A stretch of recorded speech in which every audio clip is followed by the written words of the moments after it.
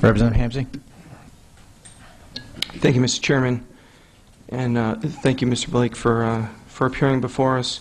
I guess before I ask any specific questions, I would like to say that I thought that the use of taxpayer money to bail out AIG by the U.S. House and U.S. Senate and the President was the absolute worst policy decision made in the first place. And I don't think that we would be here today if that policy decision wasn't made. I think it was bad use of taxpayer money, a bad public policy decision. That being said, you said earlier that you were informed Tuesday evening that you would be here at this hearing. That was one day earlier than I found out that we'd be here at this hearing. And I'm a member of this committee. You also said that you weren't aware of the scope of this hearing. I sit here today, right now, at 10:03, and I don't know the scope of this hearing. So we have that much in common. You said that there are different types of bonus programs that AIG developed. And if I understood you correctly, one was performance-based and one was based on retention. Is that accurate? Yes. And what was the purpose of the retention bonus? To retain employees. Retain employees, why? It has a floor in it, and it is a payment that's made on dates specific. No. My question was, why was the retention bonus program developed? Yeah. Again, I was not here at the time that the program was developed, so let me say that at the very beginning.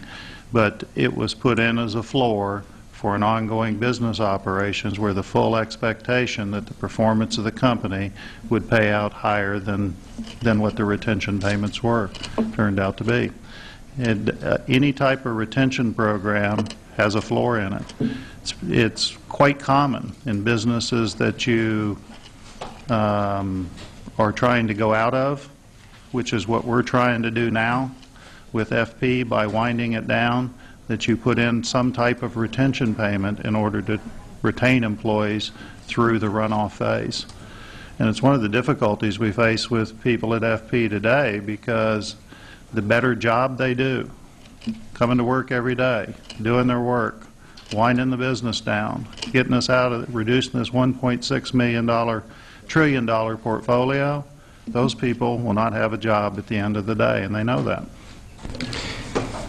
So if I can draw an analogy, it would be like keeping people on the Titanic as it's going down? No, I wouldn't say that.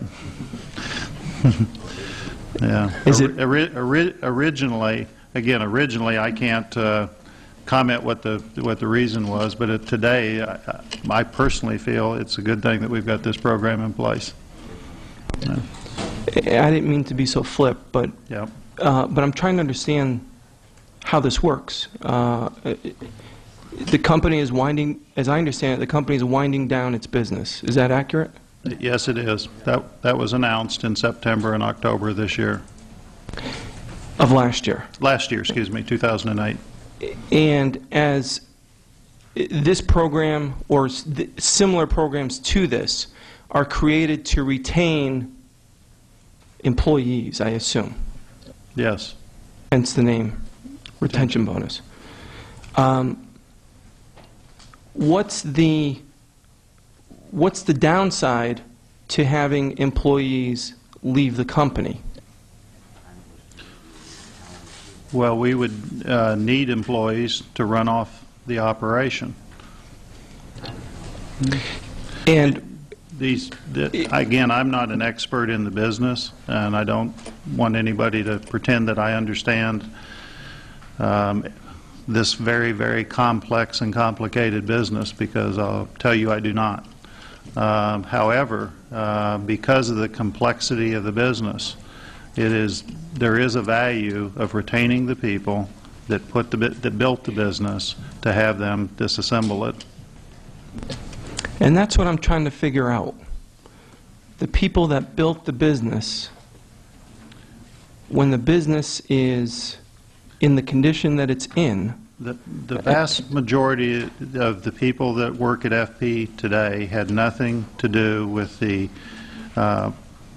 portion of the business that caused the initial problems. The architects of those CDOs and super seniors are not employed with the company today. Were they in a separate division? And that division is no longer in business? No, they're just not employed today. There are different product lines, and again, I'm not the one to talk about that, but there's different product lines, and I think in the newspaper article that was circulated this week by one of our former employees, Jake DeSantis, he talked about his product line, and I think that's a good example of what I'm trying to say. I did read the op-ed piece that that he had written in the New York Times. Yes. I guess I'll go back to the subpoenas that were issued. There were 14 subpoenas issued, as I understand it.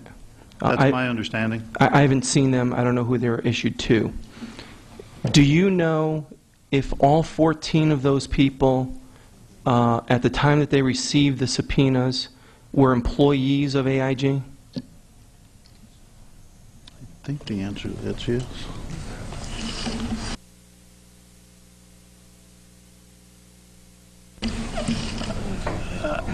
I think I know who the 14 are. I'm not sure, so I really can't answer your question. Have you seen the subpoenas?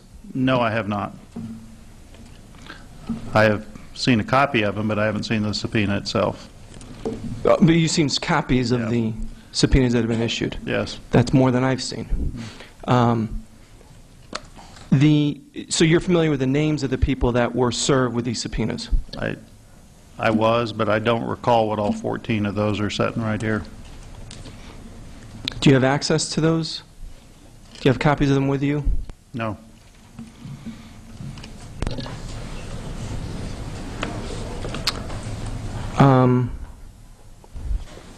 I don't believe I have any more questions for you, Mr. Blake, but I would certainly be interested in hearing from Attorney Shea, and I appreciate your answers.